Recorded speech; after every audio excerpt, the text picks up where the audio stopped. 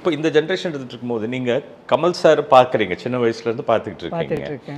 அவரோட growth எப்படி பாக்குறீங்கம்மா? ஆரம்பத்துல இருந்து நீங்க வந்து சின்ன வயசுல இருந்து பாக்குறீங்க, அப்புறம் பேர் சொல்லும் பிள்ளையில முதல்ல ஆக்ட் பண்ணீங்க. ஆயிரத்தில் ஒருத்தியில வந்து அவர் எனக்கு கூட ஆக்ட் பண்ணாரு. ஆமா பண்ணாங்க. நிறைய கேட்பாரு, அந்த படம் இப்படி இந்த படம்னு சொல்லுவார். அதுக்கப்புறம் ஒரு நாள் திடீர்னு ஃபோன் வந்தது, அவ்வை ஷண்முகி ஷூட்டிங் நடக்குது, கொஞ்சம் வந்துட்டு போங்களேன் அப்படின்னு. எதுக்குங்க?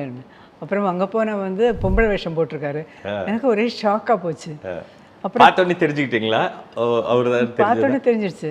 ஆனால் அவர் வாய்ஸ்லேருந்து தெரிஞ்சுக்கலாம் இல்லையா? அப்புறம் நல்லா நிற்க வச்சு ஃபோட்டோ எல்லாம் எடுத்தார். மறக்க முடியாத ஒரு சம்பவமாக இருந்தது. இன்னொரு படம் கூட அதுக்கப்புறம் அந்த படத்தோட பேர் உலகநாயகனை பாட்டு ஃபேமஸ், எல்லாம் பலவித கெட்டப் பண்ணிருப்பாரு. நிறைய கெட்டப் போட்டார். அந்த ஷூட்டிங்கில் வந்து அந்த படத்தில் நான் நடிக்கிறேன்.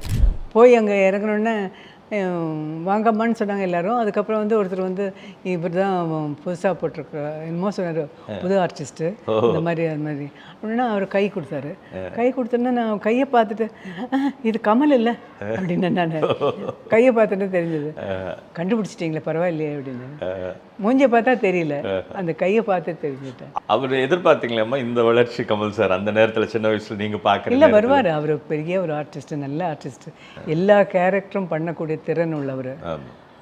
அப்புறம் டைரக்ஷன், வேலையில் நல்ல கவனிப்பு, இந்த மாதிரி இருக்கிற ஒரு நல்ல, அவரை பார்த்தாலே தெரிஞ்சுக்கலாம். பழைய தங்கத்திற்கு நல்ல விலை கொடுக்கும் சிறந்த நிறுவனம் பெஸ்ட் மணி கோல்டு.